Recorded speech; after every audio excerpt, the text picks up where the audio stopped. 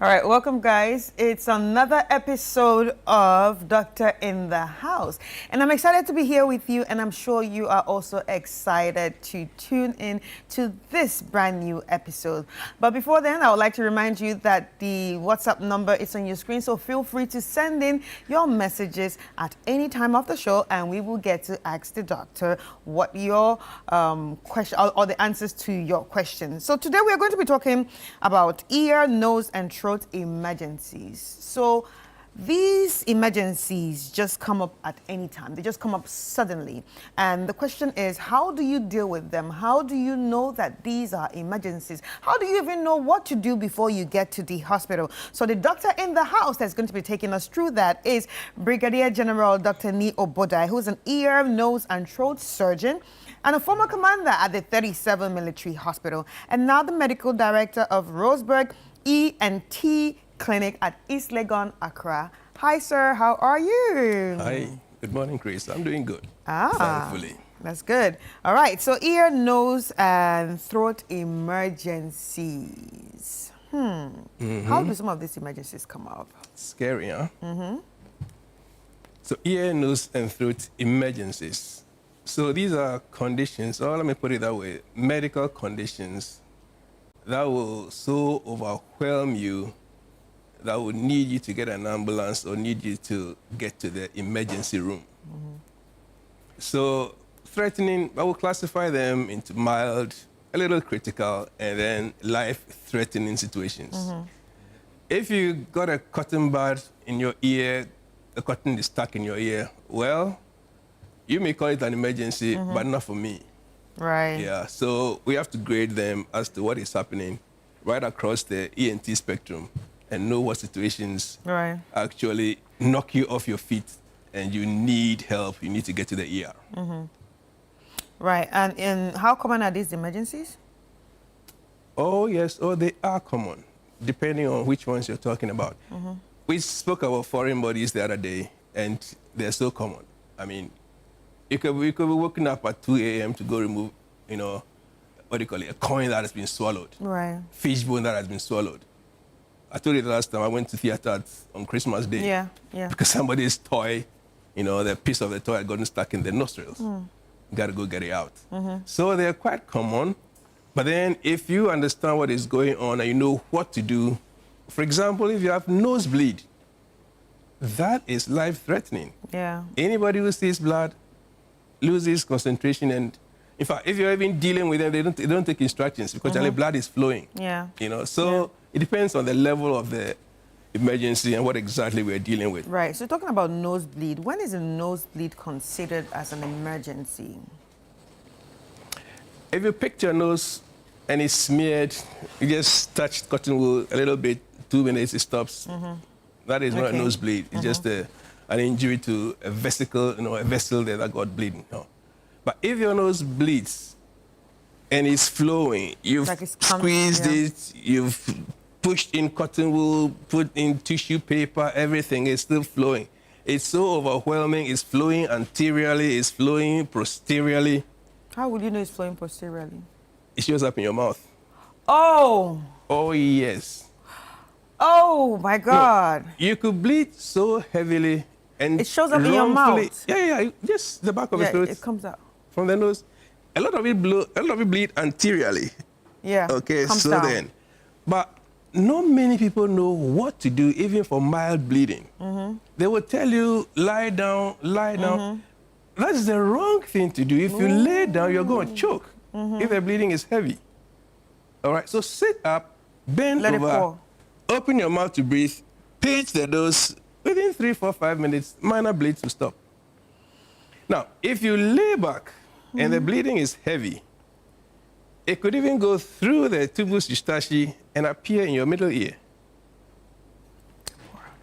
And pour out from your ear. You don't come out of the ear. The eardrum is there, it's intact. Yeah. So if you did otoscopy, you see that the middle ear is full of blood because the bleeding is heavy and you're lying on your back, which is wrong. All right? If you push it so heavy, it could be so heavy, it will go backwards to the lacrimal duct, nasolacrimal duct, and appear on the conjunctiva. Nosebleed. That is life-threatening. Right. So if it's bleeding that heavy, flowing anteriorly, flowing posteriorly, you definitely know this is an emergency. Right. It's no joke. So what are the They will put on ice water kind of things. yeah? So what are the Immediate. causes of severe nose bleeding or recurrent nose bleeding? Severe nose bleeding, typically from trauma. Right. Accidents, even from sports, boxing, taekwondo, and things. They hit you in the nose, it fractures the septum, it hits the big vessel, and you're bleeding. Okay. Again, for adults or for senior colleagues who are on anticoagulants, Anticoagulants. like aspirin. Okay, a lot of people who have cardiac issues are on, maintenance aspirin, low dose, 150, 300 milligrams, regularly, on daily basis. That thins your blood. Yes, a blood thinner. Exactly, it's an anticoagulant. So if you're on an anticoagulant and you're bleeding, you're in for trouble, depending on how much you're taking. Yeah, so Okay, does that so mean this- aspirin is not really good for us? No, it is. That's what I'm saying. For people who've had conditions, they are on that. To thin the blood and make it, flow so that it doesn't create any trouble with the heart attacks and things. Because honestly, I'm not going to lie to you, doctor, so I'm just going to confess.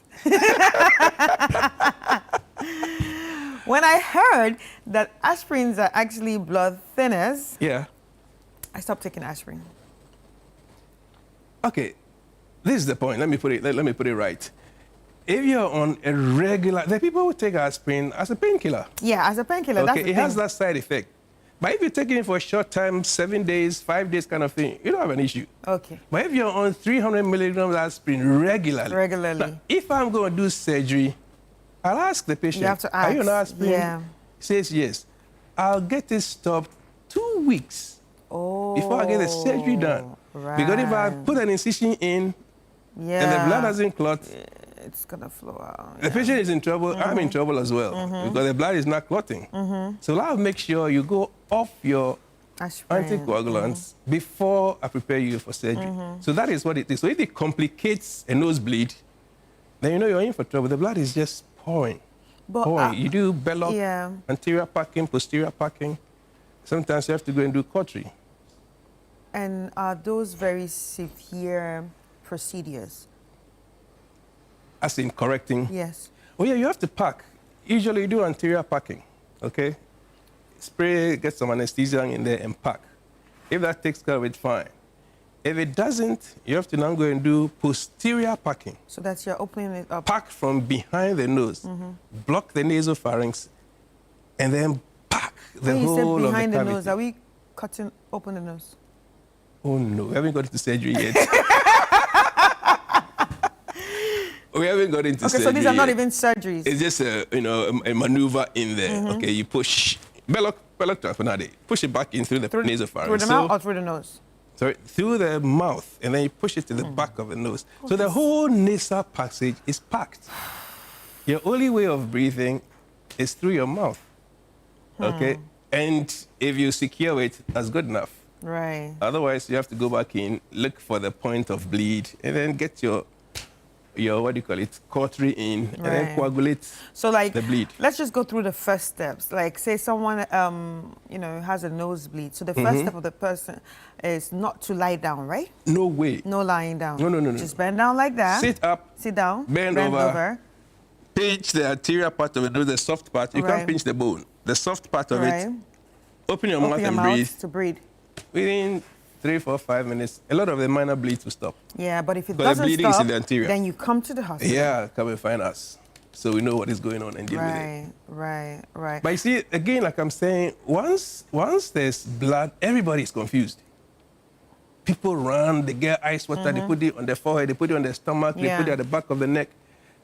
Okay, fine, it may give you some relief. Okay, Yeah. ice cravate. You can put cold around their neck. Minor. The thing is happening in the nose. You can put ice cube on the forehead, put ice cube on the bridge of the nose. Little effect.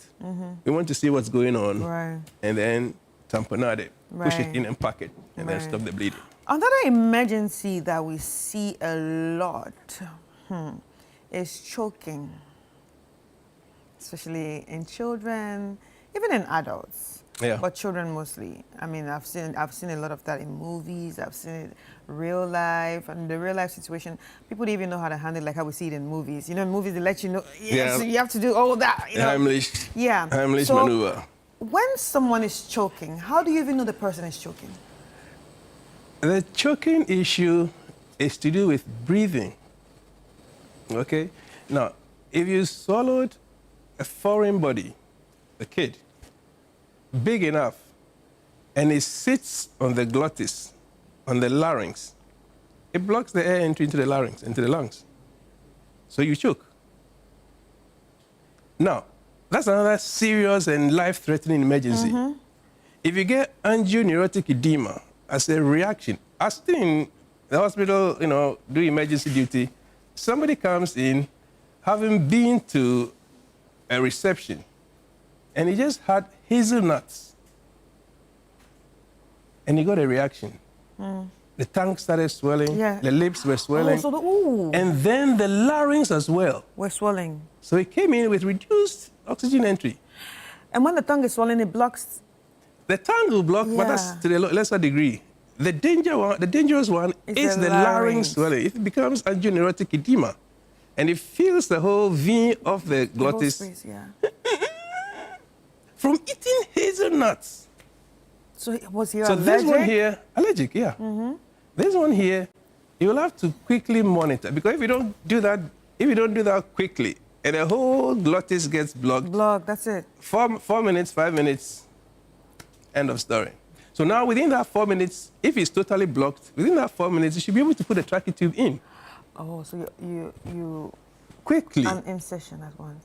Quickly. Either you do a cricothyroidectomy or you do a tracheostomy and put a tube in to allow breathing. And then after, when the whole thing resolves, the whole thing goes out. So, like I'm saying, from allergic reactions, angioneurotic edema, from foreign body that can sit there, from injury.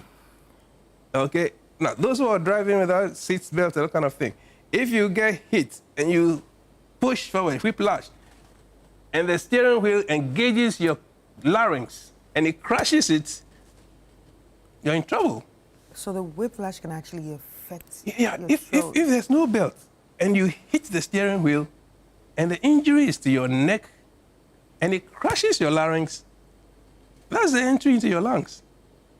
If it's so crushed, okay, I know what you're thinking. But those are the emergencies. Doc, I'm thinking a lot of things. I know. You know, okay, I'm thinking a lot of things, and one of my, I don't know if I should bring it here, but one of my biggest thought right now is, you know, talking about the whole, neck. No, you know, you talked about the allergy issue. Yeah. And somebody comes in, and you said in less than 4 to 5 minutes, if it's not taken care of. So now, in a situation where you go to a hospital where people just behave, you know, the workers just behave lackadaisically while somebody's dying. That's my, you know, that's the only thing that's going through my head. How do we not explain to the people that this is an emergency? This person cannot breathe. So while they are telling you, oh, you need to get a card first, you need to get a card, the person is... No, okay, I appreciate the point you're making. Yeah. But you see, in a real setting, okay, in a real setting, either it's an emergency or if you came, I was 37, if you came to my clinic, before we even start working, we let everybody know that this is a routine. A came before B, B came before C, fine. But if there's an emergency here, all of you are on hold. Okay. End of story. Right. All right, so it's not like somebody came in bleeding and then you have to let him go behind, join the queue at the back. That's not going to happen. And in a normal setting in an emergency, there's a triage area. Right. All right? So we sort out who needs immediate care. If you came there at 2 a.m. with a headache, it's trouble. Okay. Headache, all right, that's fine. You came in with dizziness, that's an emergency, all right. But if somebody came in with a broken bone and bleeding from an RTA, oh, please, he's coming on first. And I think we're sympathetic enough to understand some of these issues and not create any mess or create hell in the emergency because an accident victim had been seen before you, who is just itching at the back of your Right, back of right. your arm or your wrist. Right. So now, it's still on choking, like when Yeah. kids put things in their mouth, like, you hit them. The Heimlich, The Heimlich maneuver. maneuver. So how important is the Heimlich maneuver, and what does it actually do? Okay, this is it. The Heimlich maneuver is actually, I wish I could demo. Yeah. It's actually creating pressure on the abdomen to push the diaphragm and then exert air to push whatever foreign body is out. Ah. So granting that the thing is sitting on the glottis, all right? Larynx is sitting on the glottis, and it's blocking it so you can't breathe. Now there's air in the trachea, in the lungs, and you want to create a pressure on the abdomen because the diaphragm limits the thorax, cuts the thorax and the abdomen apart. So you want to put pressure on the abdominal muscles to cause the lungs to contract and push air out, thereby dislodging the foreign body. That's what the Heimlich. I really wish you could demonstrate, but is there a particular way to do it? Is there Yeah, you don't do it on the ribs, you do it on the abdomen. Okay, you don't do it on the ribs. Yeah, you're going to break the ribs if you go there. Okay. So you're doing it on the abdomen, which is soft. So the pressure on that exerts pressure on the diaphragm, and it also puts pressure on the lungs. So how would you know what kind of choking that you do that with? Right now, we've talked about emergency. Exactly. Allergic reactions, right, that can actually block your larynx. So how would you know it's this time I need to use the Heimlich maneuver? It's German. Heimlich. Heimlich maneuver. Heimlich. Yeah. Heimlich maneuver. Now, if you have a foreign body, I told you a 4-year-old kid swallowed keys. Yeah. They were just stuck in the hypopharynx. The keys are sitting there, it's uncomfortable, but it's not going to block the glottis. Right. I've seen meat that has gone the wrong way. Meat? Yeah, a bolus of meat. And it was big enough so it couldn't enter the trachea. So it was sitting in the glottis. That is something that can fill the whole place. Heimlich, you can, of course, Heimlich is 50-50, try your luck. You don't know what is there, okay?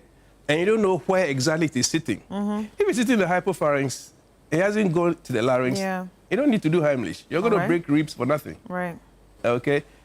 But you need to know. So Heimlich is like trying. Hopefully, if it's sitting on the glottis, then I've seen somebody chew goat kebab, and it got stuck. He didn't chew it well and swallowed it. It got stuck in the middle of the chest. It's not Heimlich. Yeah. It's in the esophagus. It's not in the larynx. Right. Okay, so it's not going to help you. So I appreciate what point you're making, but nobody knows. The average person doesn't know where the foreign body is sitting. Exactly. So you're just trying when you it try just to hope. And it doesn't work, just come to the hospital. Yeah, certainly. Certainly. I've seen it in movies, you know, get it done, and then the thing pops it just out. pops out. But is that how really it pops out? Is that how it pops out really? It just comes into your mouth. Movies just exaggerate things. Yeah, movies have to make it good. It will come into your mouth. It will not project, like that. What? No, but why do they do that? they confuse us so much. They confuse us so much, all right? So this is out of ENT issues, right? This is pregnancy issues. Like when I was pregnant, when my water broke, it was just a trickle. But I didn't move, I didn't feel anything, I didn't think it was an emergency because in movies, they make it look like it pours. Yeah. So it was just a trickle. I was just sitting there and then like, but nothing is really happening. Once it's broken, the system has started. And my dog was like, but your water is broken. And I was like, but it didn't splash.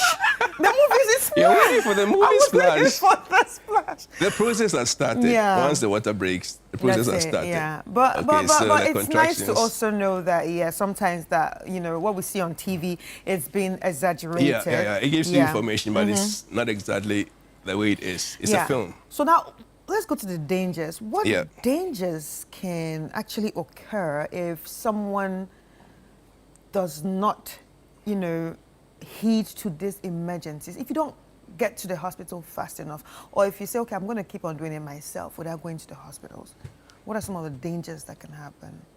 Okay, let's take nosebleed. There's one I haven't mentioned, which is dizziness. I'll come to it later on. But let's talk about this one here. Now, if you're bleeding from the nose, you've tried tissue, you've tried cloth, you've tried all kinds of things, yeah, and it's not happening. It's still bleeding. 2 days, 3 days, it's still bleeding. What are you doing? By the time you come to the hospital, if it has been bleeding for days and heavy bleeding, you're losing blood. Your blood is finished, yeah. If you come to the hospital and we do our HB and you have gotten to like 6 or 8, it means you're planning to go. Yeah, it doesn't make any sense. All right? Because you're losing blood. How much is the blood? You have 5 liters in there. If you lose, you keep losing. By the time you come after a week, you've already done about half. You're about 6. Wow. I've seen a patient, let me go across again, a patient who had been circumcised and was bleeding and kept in the house, By the time we got to the hospital, the HB was 3.